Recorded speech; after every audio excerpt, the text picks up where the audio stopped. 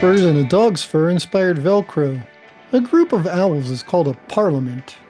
The Pemba effect. Hot water freezes faster than cold water. Kangaroos can't walk backwards.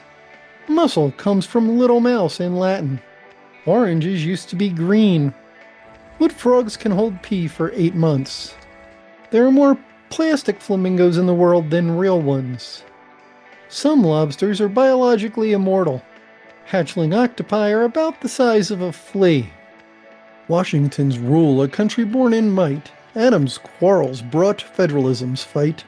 Jefferson's dream expanded the land, and Madison's war left the nation unmanned. Monroe proclaimed that Europe should steer clear. Jackson's removal left many in fear. Van Buren's crash, the panic took hold. Tyler's annexation, dreams turned bold. Polk's conquest stretched borders with blood. Tyler's brief term brought no change or flood. The first personal computer, the Altair 8800. The Apple I. The first VHS recorder. The first test tube baby. The Walkman. The laser printer. IBM personal computers. The CD player. The Internet, ARPANET expansion. And the Apple Macintosh. On January 22, 1984, the United States tuned in to watch the Raiders trounce the at the time named Redskins 38-9 in Super Bowl XVIII. The real takeaway from this Super Bowl was the introduction of the Apple Macintosh. The world's first graphical user interface, pictures instead of words. The introduction of the mouse, I still don't know why it's called that. 2 pieces of technology that Apple stole from Xerox in the 1970s. Programs whose names started with Mac, which might have been the world's first dad joke. It even had a floppy drive, which is a storage medium, not a sex joke for those under 30. The paltry 128K RAM would be upgraded to 512K in September with the introduction of the Fat Mac, and a commercial based on Orwell's 1984 that I can still remember the first time I saw it 40 years later. On January 27, 2025, just after midnight, the police saw some douchebag in a red truck stop short and then take off at a high rate of speed when dropping a passenger off. So they're like, nobody out douchebags the cops, and they let the motherfucker up. So the dude takes off, there's a high-speed chase, and idiot man decides to use a tree like an e-brake. So he gets out, and dude is straight up wearing a Dalmatian onesie.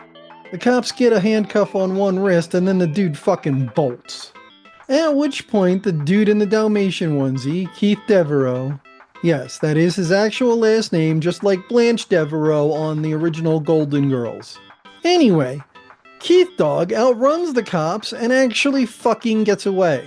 His Nike flip-flops did not. The next day, police find Mr. Brainiac at his girlfriend's house. And not a single person was surprised when they found meth in his truck. The tiny pocket in jeans was originally for pocket watches. A bolt of lightning can power a 100-watt light bulb for 3 months. Goats have rectangular pupils. The first alarm clocks only rang at 4 a.m. 11-year-old boy leaves soda outside overnight, invents popsicle. The shrimp's heart beats in its head. Norwegian town has no sun for 2 months every winter. The dot on a die is called a pip. The Twitter bird had a name. Larry Bird. Some fireflies synchronize their flashes. Lincoln freed slaves, but war's costs were dire. Johnson's impeachment a president's pyre. Grant's scandals tarnished the Union's might. Hayes ended Reconstruction out of sight. Garfield's brief life a tragic end. Arthur's reform began to ascend. Cleveland's tariffs caused strife and decay. Harrison's short term quickly slipped away. McKinley's empire stretched far and wide, but Roosevelt's trust-bustings shook up the tide. Microsoft Windows 1.0, the disposable camera, the first cell phone call, Motorola, the web browser, Mosaic, the World Wide Web, the Hubble Space Telescope, Linux operating system, smartphone concept with the IBM Simon, the first website, Amazon. On July 15, 1984, in Bellevue, Washington, a young Jeff Bezos opened an online bookstore in his garage named Cadabra. That name was stupid, so he eventually changed it to Amazon. That was a better reflection of his intentions to slash and burn the entire world by monopolizing consumerism. From these humble beginnings to world domination, Amazon is Bezos' corporate sponsor for his supervillain plans. There will be more on this. Alright, a little background on this one because it makes it even funnier. Taryn Ackrey was arrested on January 6th in Brevard County for drug trafficking and related charges. On January 8th, she was released on $15,500 bail. So a couple weeks later, she's riding around with a friend who gets pulled over by a police canine unit. In a scene we've all seen 1,000 times on body cam videos, the driver tells them they can search the car because there's nothing illegal in it. Well, the drug dog disagrees. They find drugs and paraphernalia in several of Taryn's bags, one of which had "definitely not a bag of drugs" written on it. Seriously, this moron is carrying around drugs in a bag that literally says "definitely not a bag of drugs." So now she's back in jail and has basically just doubled all the charges she was on bail for. As far as I know, she's being held without bail. Your Childhood Ruined is a Facebook group that changes the covers of kids' books into more adult-themed titles. I've linked to them in the description. This was inspired by one of their covers for a book titled "Y'all Can't Handle This Cock." Farmer John had a ranch out in the country. John had cows, horses, chickens, goats, and a duck. One day the hens stopped laying eggs, so Farmer John called Doc Morte the vet. Doc Morte told Farmer John the solution was simple. Farmer John just needed to get a rooster. A rooster would get those hens laying again. So Farmer John called the livestock man and ordered up a rooster. But Farmer John was not prepared for what he got. The livestock man dropped the rooster off the next morning. Farmer John paid the man and took his prize off the truck. He carried it to the middle of the barnyard and opened the crate. Out strutted a rooster, so red, so tall, so proud, so cocky. He strutted to the horses who whinnied and neighed. "Y'all can't handle this cock," the rooster crowed. He pecked his way over to the pigsty and was greeted with squeals. "Y'all can't handle this cock," the rooster cawed. He made his way over to the cows who just mooed and grazed. "Y'all can't handle this cock," the rooster bayed. He waltzed over to the dog who raised an eyebrow at him. "Y'all can't handle this cock," the rooster balked. "Y'all can't handle this bitch," the dog retorted. The rooster finally climbed into the henhouse where each and every one of them handled that cock. Now go to sleep and dream happy dreams, Timmy. The fingerprints of a tiger are as unique as a human's. Cows can walk upstairs but not downstairs. The smell of Play-Doh is trademarked. An octopus can squeeze through if its beak fits. The first email ever sent simply said, QWERTYUIOP. The world's largest pyramid is in Mexico. Grapes can catch fire in the microwave. Their stomach gets a new lining every few days. A snail's mouth contains thousands of tiny teeth. There's a species of turtle that breathes through its genitals. Wilson's war to end all wars was vain. Harding's scandal left a bitter stain. Coolidge's calm and silent hand. Hoover's crash, the Great Depression's stand. FDR's New Deal changed the land. Truman dropped bombs, a war so grand. Eisenhower's peace kept the Cold War tight. Kennedy's death was a nation's blight. Johnson's Vietnam, a costly fray, and Nixon's Watergate led him away. The Java programming language, the DVD, Google search engine, the iMac from Apple, Wi-Fi, USB flash drive, Wikipedia, the Roomba, Skype, Facebook. Do you remember MySpace?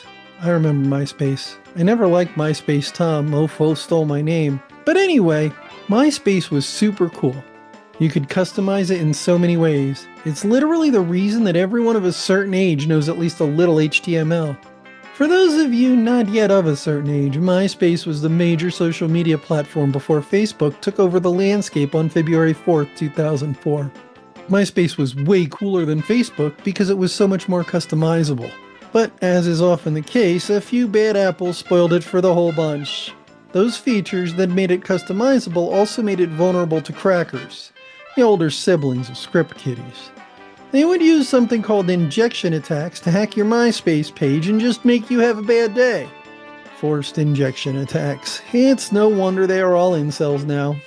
But the world at large would be safe for roughly 2 more years. See, originally Facebook was only available to people with harvard.edu email addresses. Eventually it was released to the rest of the Ivy League community. Then finally in 2006, Zuckerberg took his first steps towards becoming Suckerberg and released Facebook to the world at large, and killed MySpace. See, Facebook wasn't customizable. Everybody's page looked the same, was the same. But this lack of customizability also made it a lot harder to hack. Not impossible, but harder. Also, Facebook had games when MySpace didn't. That was the real clincher. We could all sit at work and pretend to be migrant farmers on Facebook. Hey, why not? I mean, who hasn't always dreamed about playing a good game of Scrabble with someone they haven't talked to since 2nd grade? Who hasn't dreamed of a place where everyone, including fucking flat earthers, can find like-minded people to join their echo chamber? And now they're removing the fact checkers because Zuckerberg's transformation into evil villain is complete. On August 27, 2024, Brian Harold and another man went on a crime spree.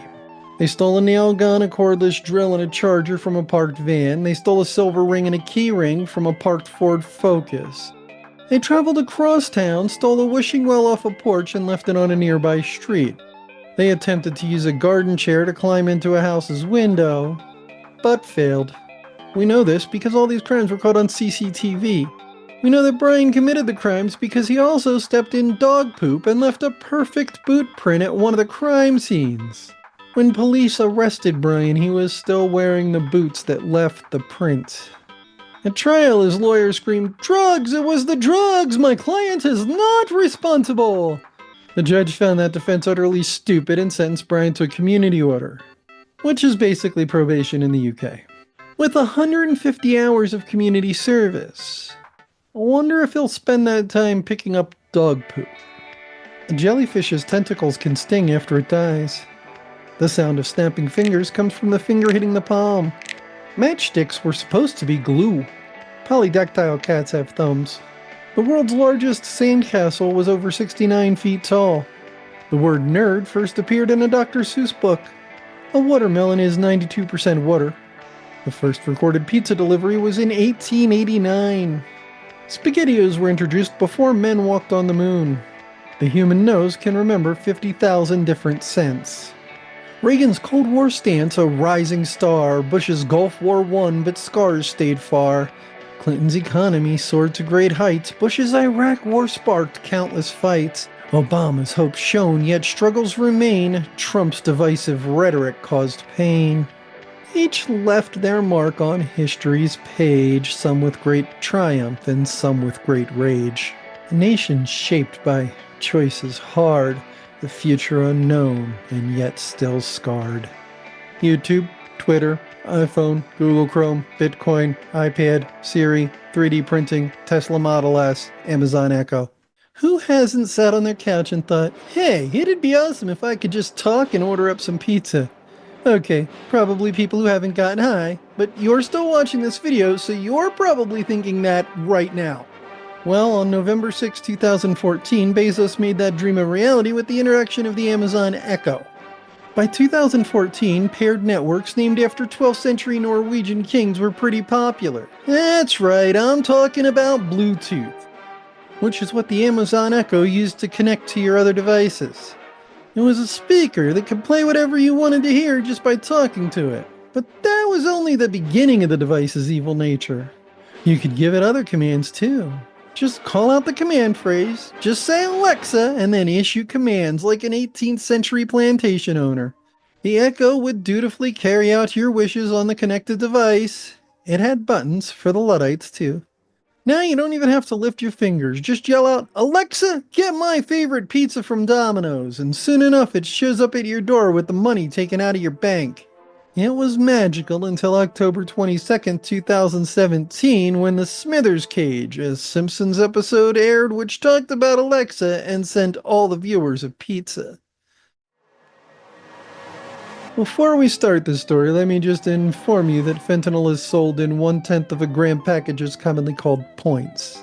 There, now that you're an informed opioid buyer, let me explain why I told you that.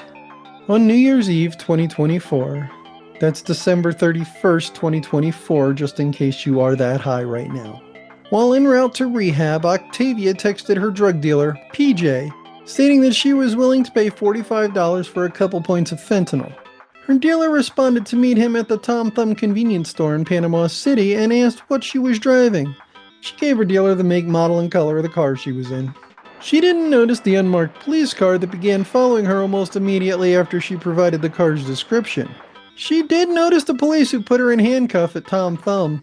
Turns out PJ isn't her drug dealer. He's investigator Christopher Pettijohn, who goes by PJ. Octavia saved his number from a previous undescribed encounter. You can hear a blue whale's heartbeat from over 2 miles away. A cat's brain is about 90% similar to a human's. A piece of paper can't be folded in half more than 7 times. There is a McDonald's on every continent except Antarctica. Some butterflies drink turtle tears for hydration. The world's shortest commercial flight lasts just 57 seconds. It's raining cats and dogs comes from animals hiding in thatched roofs during storms. The original title for Pac-Man was Puck-Man. You can guess why they changed it. Bananas grow upside down from how they are typically displayed. You can sneeze with your eyes open, but it's very difficult. Apple Watch. Virtual reality with the Oculus Rift. Self-driving cars. CRISPR gene editing. 5G networks. COVID-19 vaccine development with mRNA. Electric vehicles or EVs. Metaverse development.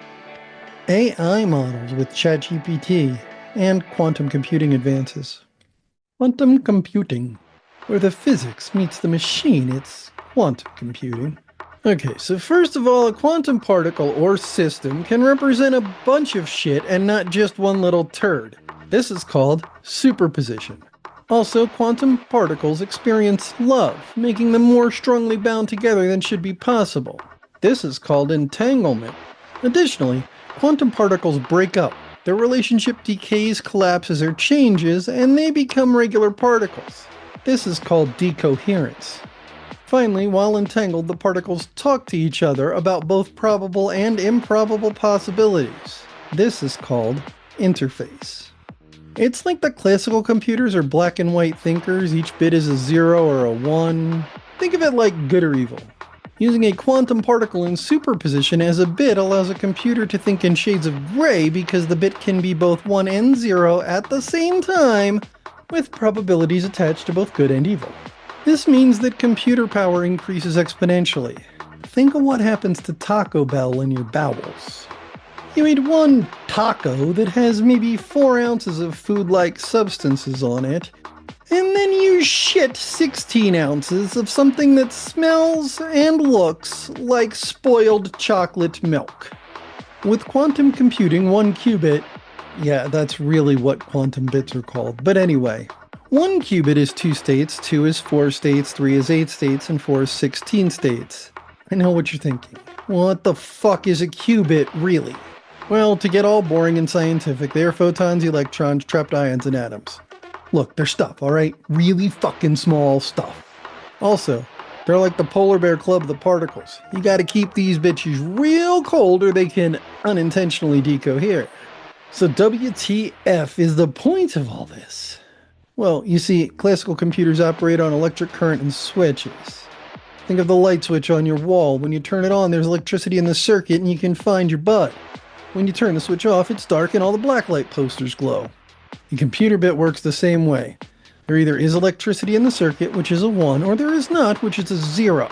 The physical size of an electron is a lower boundary on the physical size of these switches. We are quickly approaching that limit, and when we hit it, computers stop getting faster. Quantum particles are smaller than electrons, so their physical lower limit is smaller. Additionally, they can store 3 states. That means that quantum computers have a maybe instead of just a yes and no.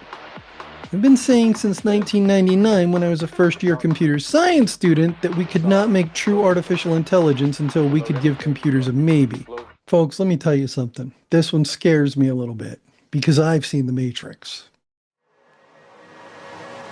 On August 12, 2024, a white 2004 Ford Forester was stolen and sold to a scrapyard. The thief then went home and wrote a dated journal entry. As you might imagine, since cars have VIN numbers associated with them and have since 1954, with them being standardized in 1981, it didn't take police long to identify the van at the scrapyard. Workers at the scrapyard provided police with Vanessa's information. They knew her because she regularly sold them things. Police quickly questioned Vanessa, who denied any knowledge of the stolen van. During a search, police found that journal, with a dated entry that reads, "Totally stole a car today. Something I never thought of doing. Fucking super freaking out about it." Between the entry having the same date that the van was stolen and the workers at the scrapyard identifying Vanessa as the person who sold it to them, she added car theft to a rap sheet that previously only contained drug charges. Darwin Award Spotlight. Dr. Shawn Thomas was a pastor of a St. Petersburg church who is determined to prove two things. First, that God is real. Second, that having a PhD does not make someone smart. He succeeded at one of these goals. On March 20th, 2022, Dr. Shawn took his boat out on Lake Seminole. Unfortunately, he forgot two really important things that all people on a boat should have. First, he forgot to learn how to swim. Second, he forgot to wear a life vest. I know that Jesus saves, but I don't think this is what that statement refers to. I also know that God favors drunks and fools, but sometimes God might favor fools by using you to teach the rest of them a lesson. Dr. Shawn was on the lake with a friend when the boat capsized. We do not know how the boat originally capsized, but I'm guessing it involved a sandwich, a beer, and some fishing line. No, I'm not explaining it farther than that. Use your own imagination. Like John Lennon saying, imagine all the people drowning in infamy. Dr. Shawn and his friend managed to climb up on the bottom of the capsized boat where another boater saw them and called the local police, who contacted rescue teams and got the men off the boat and safely onto shore about 2 hours later.